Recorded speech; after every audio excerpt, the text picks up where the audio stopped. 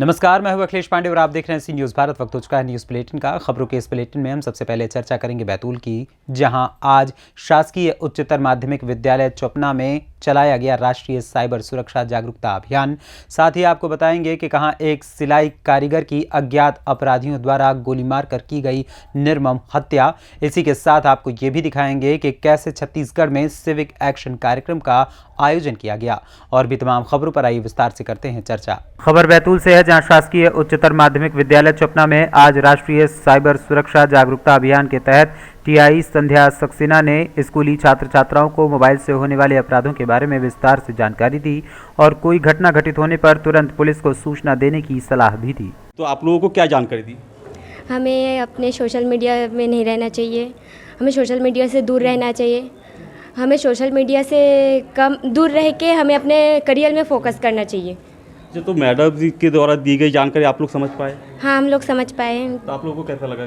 ये जानकारी हमारे लिए, हमारे लाभदायक के लिए था, इसलिए हमें इस सोशल मीडिया से हमें दूर रहना चाहिए और हमें अपने करियर में और फोटो वोटो शेयर नहीं करना चाहिए किसी को, और गोपनीयता बनाए रखनी चाहिए। फ्रेंडशिप के जैसे रखना चाहिए, कुछ ज़्यादा नहीं होना चाहिए उससे। ये क्या है, हमारे पुलिस अधीक्षक महोदय हैं, उनका एक नवाचार है, मतलब नया प्रयोग है, आत्महत्या को रोकने के लिए।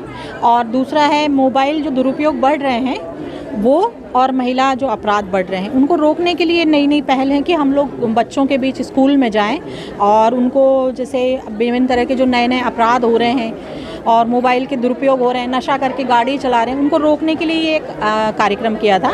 मतलब ये नहीं है कि मात्र एक कार्यक्रम है या मेरा एक भाषण है, बल्कि ये है कि इनके दिल दिमाग तक वो चीज़ जाए। तो आज हमने इसमें आत्महत्या को रोकने के लिए और बच्चियों के जो बढ़ रहे हैं अपराध उनको रोकने के लिए बताया है कि भाई कोई भी चीज़ आए तो इस तरह से मोबाइल का दुरुपयोग ना करें, अपनी फ़ोटो ज़्यादा शेयर ना करें। फेसबुक पे क्या करते हैं, दोस्ती लगा लेते हैं और उसके बाद पता चला वो अननोन पर्सन रहता है और फिर वो फ़ोटो की वजह से दुरुपयोग बढ़ता तो अपराध बढ़ता है। पता चला कि वो फिर इनका मिसयूज़ करने लगता, ब्लैकमेलिंग भी हो जाती है। इवन बीच में घटना देखते हुए कि सिर्फ चोपना में ये अभियान चलाया है कि पूरे जिले भर में? नहीं, पूरे ज़िले में हम लोग आउटरीच करते हैं, पर अभी हमने चोपना को चुना था। मैम धन्यवाद। मैडम आज क्या कार्यक्रम था और कार्यक्रम के संदर्भ में 2 शब्द बताइए। आज दिनांक 29/1/23 को राष्ट्रीय साइबर सुरक्षा अभियान अंतर्गत हमारे बैतूल जिले के टीआई मैडम सक्सेना मैडम द्वारा विद्यार्थियों के मोबाइल तथा इनके उपयोग संबंधित जानकारी दी गई। बैतूल से सी न्यूज़ संवाददाता नित्यानंद राय की रिपोर्ट। खबर झारखंड से है, जहां पाकुड़ जिले के लिट्टीपाड़ा प्रखंड अंतर्गत तालझारी गांव में बने ड्रेन को बंद कर देने से चापाकल यानी नल का पानी रोड पर ही बहने लगा है। पानी रोड पर ज्यादा जमा हो जाने की वजह से पानी स्थानीय घरों में भी घुसने लगा है, जिससे स्थानीय लोगों को काफी परेशानियों का सामना करना पड़ रहा है। साथ ही जल जमाव जैसी समस्या होने से गांव के लोगों में तनावपूर्ण माहौल भी उत्पन्न हो गया है, जिसके चलते पुलिस को मामला सुलझाने के लिए जाना पड़ता है। वहीं इस संबंध में स्थानीय लोगों ने प्रखंड विकास पदाधिकारी लिट्टीपाड़ा को भी आवेदन दिया है और साथ ही नाला बंद करने का आरोप गांव के ही लाल मोहम्मद के ऊपर लगाया गया है। वहीं इस मामले पर बीडीओ ने बताया कि मामला संज्ञान में आया है, जिसे जांच कर समस्या का समाधान किया जाएगा। समस्या है, वो पहले बैलगाड़ी सुधा जाता था उस रोड में। अच्छा। बीच में हमारा हिंसा से उसको बीच में कोड़ा गया, समझे? वो रास्ता ब्लॉक कर दिया, पानी जाने लगा। आज जो कोड़ा था, समझे, वो फिर उसको भरा। अच्छा। वो रास्ता ये छोटा रास्ता नहीं है, बड़ा रास्ता है, वो गाड़ी आने जाने का रास्ता है। हमारा लड़का मर गया इसी जगह, ये किया धोया, ये किया, अपना घर जाने नहीं दिया इन लोग, इसी जगह ये किया, क्योंकि गड्ढा था, वहाँ पर चल के नहीं जा सकते, इतना गड्ढा कर दिया था इन लोग। अच्छा, अभी समस्या दूसरा बात है, मेरा फैमिली सुनिए, मेरा फैमिली एक्सीडेंट हुआ, ये एक्सीडेंट बोलते हैं, डेथ हुआ, उसको अगर ये नहीं भरता तो वो उसको ले नहीं जा सकते उधर, इधर कांटा दे देता है, इन लोग इधर से कांटा दे देता है। अच्छा ठीक है, सारे चीज है, लेकिन ये समस्या किसको हो रही है हमको बताइए। ये समस्या जो है किसको हो रहा है? सबको हो रहा है, सबको हो रहा है। तो इसको लेकर आप लोग कहीं शिकायत उकायत दिए, कुछ समाधान के लिए कुछ? हम यहाँ नहीं रहता भाई, हम बाहर में रहता हूँ। ठीक ठीक। आपका हम यहाँ बहुत साल में एक बार आता हूँ, हमारा घर है यहाँ पर, एक बार आता हूँ साल में। ठीक ठीक। तो आप लोग अभी क्या सोचे, आगे क्या सोचे इसको ठीक करने के लिए? उधर चलिए तब न पता चलेगा। मतलब इसको ठीक करने के लिए ड्रेन होना प्रशासन से आप क्या मांग करते हैं? इस समस्या का समाधान हो? ड्रेन बनाने के लिए और रोड बनाने के लिए। ठीक है, क्या है समस्या बताइए तो। समस्या यही है, यहाँ पर एक कच्ची ड्रेन था, इसको बंद कर दिया गया लाल मोहम्मद मियाँ। उसके वजह से देखिए सामने चापाकल है, इसका पानी भी दूषित हो गया। गंदा पानी घुसने की वजह से पानी पार होने का भी रास्ता नहीं है। हम लोग मुखिया के पास भी गए, कोई हल नहीं निकला। हम लोग नेताजी के पास भी गए, कोई हल नहीं निकला। बच्चा दिन का दिन बीमार हो रहा है, बच्चा दिन ब दिन हम लोग हॉस्पिटल लेके जा रहे हैं। क्या करेंगे, हम लोग गरीब आदमी है, मजदूर आदमी है, ऑटो चलाते और खाते हैं, लेकिन इसका समस्या का हल ही नहीं होता। हम लोग बच्चा लेके जाते हैं बाजार, आते हैं दवाई करते, फिर बच्चा का वैसे वैसे ये बड़ा खतरनाक बीमार हो सकता है। ये पानी जमा की वजह से, खाली गंदगी पानी है। ये कितना दिन से समस्या ये है? 2-2.5 महीना से है। कौन गांव पड़ता है? ये तलझारी है, ग्राम तलझारी है, करियोडी। ये इसके लिखित शिकायत वीडियो को दिए हैं? दिए है, तो क्या बोला वीडियो साहब के आई चलो, वो कल हम कर्मचारी वीडियो की तरफ से क्या वीडियो बोला कि हम अपना कर्मचारी को भेज रहे हैं। झारखंड से सीनियर संवाददाता अभिषेक तिवारी की रिपोर्ट। खबर दतिया जिले से है, जहां मध्य प्रदेश शासन के गृह जेल मंत्री डॉक्टर नरोत्तम मिश्र ने हनुमानगढ़ी गौशाला में लगभग 75,000 रुपए की लागत से स्थापित गौ कास्ट मशीन के शुभारंभ करते हुए एक जनसभा को संबोधित किया और कहा कि इस मशीन के शुरू होने से गौ कास्ट बनाने में गोबर का सदुपयोग होगा, जिससे गौशाला की आय भी बढ़ेगी। दतिया मध्य प्रदेश से सीनियर संवाददाता नितिन दांतरे की रिपोर्ट।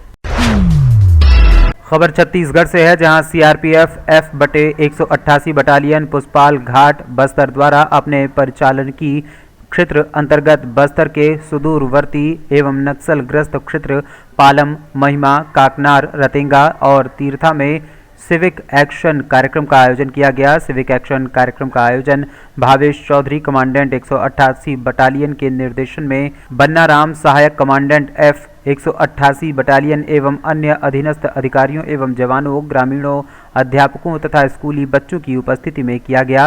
इस दौरान छात्र छात्राओं और बालक आश्रम के विद्यार्थियों के बीच carrom board, skipping rope, football, volleyball, badminton एवं क्रिकेट किट का वितरण किया गया। मैं सहायक commandant Bannaram 188 battalion CRPF Pushpal Ghat Bastar आज दिनांक 28/1/2023 को Shri Bhavesh Chaudhary commandant 188 battalion CRPF के निर्देशन एवं मार्गदर्शन में 188 बटालियन सीआरपीएफ के द्वारा अपने परिचालनिक क्षेत्र के अंतर्गत सुदूरवर्ती एवं नक्सल प्रभावित इलाके में सिविक एक्शन कार्यक्रम का आयोजन किया गया। सिविक एक्शन कार्यक्रम के तहत पुष्पाल, पालम, महिमा, ककनार, रतंगा एवं तीर्था के प्राथमिक, मिडिल, हाई स्कूल व युवा मितान समितियों को फुटबॉल, वॉलीबॉल, बैडमिंटन, स्कीपिंग रोप, कैरम बोर्ड, क्रिकेट किट इत्यादि का वितरण किया गया। बच्चों के सर्वांगीण विकास में खेलों का महत्वपूर्ण स्थान है। 188 बटालियन सीआरपीएफ के द्वारा समय समय पर इस प्रकार के कार्यक्रमों का आयोजन किया जा रहा है। इन कार्यक्रमों का मुख्य उद्देश्य जनता एवं सुरक्षा बलों के बीच में बेहतर एवं मधुर संबंधों को बढ़ावा देना है, ताकि इलाके में शांति व्यवस्था बनी रहे। जय हिंद, जय भारत। छत्तीसगढ़ से सीनियर संवाददाता जसकेतन सेठिया की रिपोर्ट। पलामू के एक सिलाई कारीगर की चतरा में अज्ञात अपराधियों द्वारा गोली मारकर निर्मम हत्या का सनसनीखेज मामला प्रकाश में आया है। आपको बता दें कि पुरानी जमीनी विवाद में पलामू के शख्स की चतरा में गोली मारकर निर्मम हत्या कर दी गई। जिले के कुंदा थाना क्षेत्र के घटमरवा पुल के समीप मरगड़ा गेंदरा रोड पर अज्ञात अपराधियों ने घटना को अंजाम दिया है। हालांकि मृतक के परिजनों ने गांव के ही लोगों पर 7 साल पुराने भूमि विवाद में हत्याकांड को अंजाम देने का गंभीर आरोप लगाया है। इधर घटना की सूचना पाकर मौके पर पहुंची पुलिस ने शव को कब्जे में लेकर पोस्टमार्टम के लिए सदर अस्पताल भेज दिया है। वहीं घटना के कारणों की पड़ताल में जुट गई है। बजे निकलला के बाद में बस्ती में कखनी न घूम रहा को हमरा पता ना हुआ। अब कई बजे बस्ती से चलक तो घरे हम बोल रहा आदमी अपन घरे रहा ही गेहूँ सुखेला डाल लेली तो गेहूँ में उठा भाई अब बाबू निकल सिलाई करते थे, नावाडी रहते सिलाई करते थे। मेरा पति 7 बजे के लगभग टुनू दाग से फ़ोन किए थे हमको पास कि तुमको पास आ रहे हैं मिलने, लेकिन जब बात हुआ कि नहीं तुमसे मिलने आ रहे हैं तो हम माना किए, लेकिन तब पर भी नहीं माने। अब बोले कि नहीं टुनू दाग से हम बोल रहे हैं, हम टुनू दाग अभी है 7 बजे तक। हम बोले कि अगर दिल है तो आइए और नहीं है तो नहीं हम आएंगे। वहीं से फिर पति मेरा नेटवर्क क्षेत्र से बाहर बताने लगा टुनुए दाग से। रात भर वेट किए। जब सुबह हुआ 8 बजे तब हमको पता चला कि नहर कुंदा क्षेत्र में लाश मैंने फेंका हुआ है। स्पॉट पर तो नहीं बताए हमको, जब यहाँ लाए लाश के पास तब हम अपना लाश के चिन्हे, उसके बाद हम अपने सोचे कि मेरा पति है, तब हमको पता चला। लेकिन इसका से बहुत कार्रवाई कीजिएगा, कड़े से कड़े इसका सजाए होगा। मेरा शक है अय्यूब मियाँ और नसाद मियाँ और मोफिल भुइयाँ, ये सब मिल के और है। लेकिन अभी मेरा दिल दुनिया खो गया है, अभी मेरा दिमाग पर बात नहीं है। लेकिन और कुछ लोग हैं मेरा ऊपर, मेरा पति के जान कलाम खलीफा, मेरा नाम है नजरुन बीबी, और मेरा 5 लड़की 1 लड़का है, और 2 के शादी के हैं, 4 अभी मेरा कुंवार है। चतरा से सी न्यूज संवाददाता लक्की की रिपोर्ट। अमरोहा जनपद के रजबपुर थाना क्षेत्र के गांव दादूपुर में छात्र पुनीत की किसी धारदार हथियार से सिर पर वार कर हत्या कर दी गई। उसका शव गांव से 100 मीटर की दूरी पर एक खेत पर मिला। मौके पर पहुंची पुलिस ने मामले की जांच पड़ताल की। मृतक छात्र के परिजनों ने जानकारी देते हुए बताया कि शुक्रवार की रात परिवार के सभी सदस्य खाना खाकर सो गए थे। इस दौरान पुनीत भी घर में ही सोया था, लेकिन पुनीत का शव गांव के ही पास के एक खेत पर पड़ा मिला। उसके सिर पर धारदार हथियार से हमला कर दिया गया था, जिससे उसकी मौत हो गई है। मौत की सूचना मिलते ही थाना प्रभारी रमेश शेरावत भी पुलिस फोर्स के साथ मौके पर पहुंचे और डॉग स्क्वाड और फिंगरप्रिंट एक्सपर्ट की टीम ने भी मौके पर सबूत जुटाए हैं। प्रातः थाना रजबपुर क्षेत्र गांव दादोपुर में एक युवक पुनीत सनव राजपाल, जिसकी उम्र करीब 18-19 वर्ष है, की हत्या की सूचना प्राप्त हुई, जिस पर तत्काल थाना पुलिस व हम लोगों द्वारा मौके पर पहुंचकर छानबीन की गई। तो प्रारंभिक जांच में पुनीत का शव गांव के पास ही धर्म सिंह की ट्यूबवेल के पास मिला है। ऐसा प्रतीत होता है कि उसके सर में किसी भारी वस्तु से प्रहार किया गया है।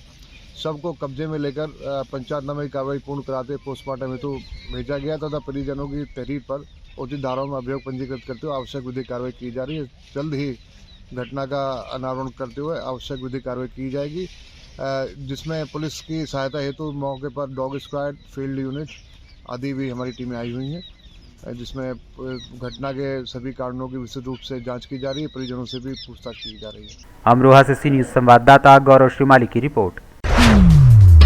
खबर एटा से है, जहां गोपालपुर में पहुंचे चकबंदी टीम का ग्रामीणों ने घेराव कर विरोध जताया। ग्रामीणों का आरोप है कि चकबंदी अधिकारियों द्वारा न तो जमीन का मूल्यांकन सही किया गया और न ही अन्य समस्याओं का निस्तारण किया गया। चकबंदी अधिकारियों के बगैर मतदान कराए ही लौटने पर किसानों में आक्रोश है। शनिवार को जिलाधिकारी अंकित अग्रवाल के आदेश पर तहसील क्षेत्र के गांव गोपालपुर में चकबंदी प्रक्रिया में व्याप्त अनियमितताओं के निस्तारण की बाबत पहुंचे चकबंदी अधिकारियों द्वारा बगैर किसी मतदान और समस्याओं के निस्तारण के ही वो लौट आए। चकबंदी अधिकारियों के इस पक्षपाती रवैये को लेकर गांव के किसानों में एक बार फिर आक्रोश व्याप्त हो गया है।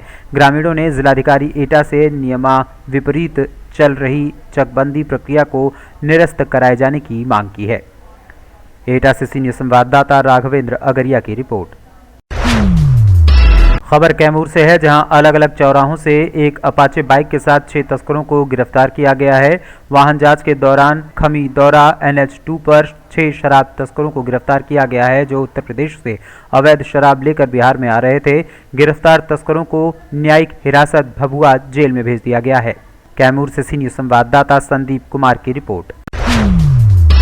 भारत नेपाल सीमा की सुरक्षा में तैनात सशस्त्र सीमा बल लखनऊ जोन के IG आज महाराजगंज जनपद स्थित भारत नेपाल की सोनौली सीमा के दौरे पर पहुंचे। इस दौरान उन्होंने सीमा पर सुरक्षा व्यवस्था का जायजा लिया। इसके साथ ही भारतीय पुलिसकर्मियों एवं नेपाल सीमा पर तैनात नेपाली सशस्त्र बल के जवानों से बातचीत कर सुरक्षा व्यवस्था की जानकारी ली। नो मैंस लैंड पर निरीक्षण के दौरान सुरक्षा बलों से 24 घंटे चौकन्ना रहने एवं संदिग्धों पर कड़ी नजर बनाए रखने के निर्देश भी दिए। पत्रकारों से बातचीत करते हुए IG ने बताया कि भारत नेपाल सीमा पर सुरक्षा को बेहतर बनाने के लिए कार्य योजना की तैयारी की जा रही है। नेपाल हमारा मित्र राष्ट्र है। नेपाल की सीमा पूरी तरह से खुली हुई है और उनके साथ हमारे रोटी बेटी के संबंध हैं। इसी संवेदनशीलता को देखकर कार्य होते रहते हैं और आगे भी होते रहेंगे। तो ये हम लोगों का रूटीन इंस्पेक्शन होता है, उसी के तहत मैं यहाँ पर आया था। हमारे साथ हमारे DIG साहब गोरखपुर सेक्टर के श्री राजीव राणा साहब भी हैं और अपने कार्यकलाप को देखा, अपने फोर्स के बॉर्डर के डिफरेंट चीज़ों को समझा और उसके बाद बैठकर उनके साथ मंत्रणा की। सर, अगर हम बात करें भारत नेपाल की जो अंतर्राष्ट्रीय सीमा है, काफ़ी खुली सीमा है। ऐसे में हमारे जवानों को कई तरह के मुसीबतों का भी सामना, कई तरह चैलेंजेस का भी सामना करना पड़ेगा। अगर हम बात करें ठूठी बारी और सोनौली अंतर्राष्ट्रीय जो चेक पोस्ट है, काफ़ी मामलों में संवेदनशील इलाके माने जाते, तो इसको और हाईटेक और दुरुस्त करने के लिए क्या कुछ प्रयास किए जा रहे हैं? हम लोग कार्य योजना बना रहे हैं और हम लोग दुरुस्त तरीके से अपना काम करेंगे।